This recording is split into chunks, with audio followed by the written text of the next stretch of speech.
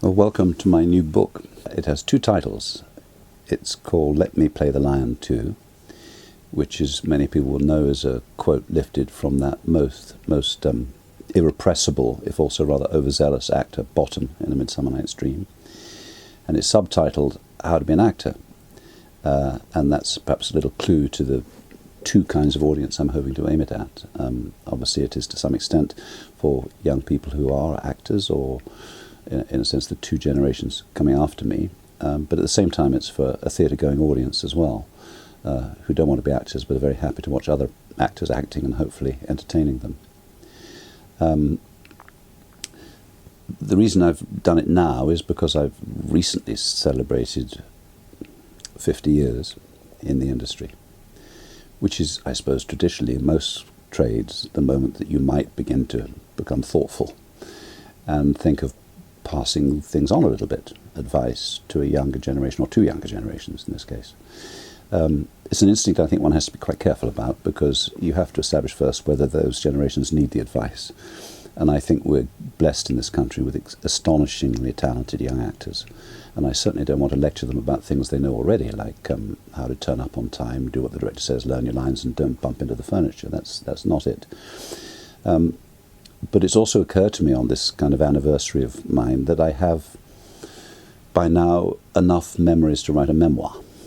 Absolute repertoire of stories and experiences of my own. Some, I'm glad to say, champagne moments, but also the routine humiliations and the disappointments and the ups and downs, and indeed the broken promises, the whole rough and tumble of a life in show business. And it suddenly occurred to me that if I could use that as a means of indirectly advising young actors rather than just lecturing them about their responsibilities and so forth, then I might both reach quite a wide audience and at the same time tell them something was worth knowing.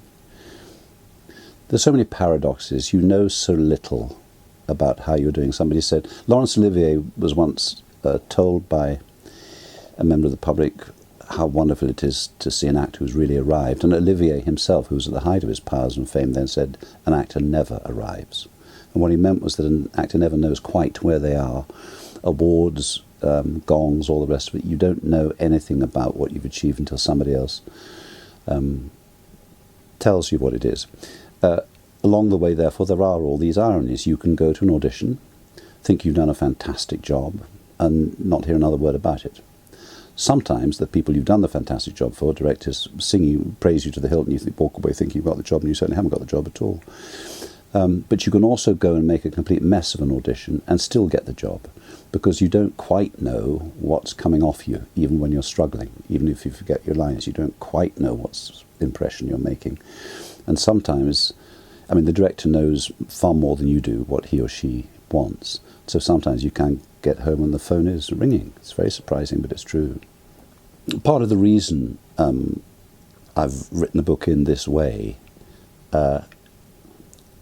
is, I think, the most important thing, and therefore, as it were, my top tip to anybody going into this profession, is to begin to develop a particular kind of temperament, to deal with the ups and downs, an ability to ride with the punches, obviously, a resilience, but in the end a sense of humour about yourself and about the industry, an ability to pick yourself up and carry on, ability also not to let success go to your head in the wrong way, to keep a sense of humour about yourself, about the industry, and indeed about the basic nature of the work that we do, and far more than any hints about, being nice to people and learning your lines and all the rest of it, and even far more than just individual experiences, however hilarious they've been that I've had. That would be my advice, and it would also be my hope for the people who read this book, to try and develop that thickness of skin and that humour to see them through the next 50 years or so.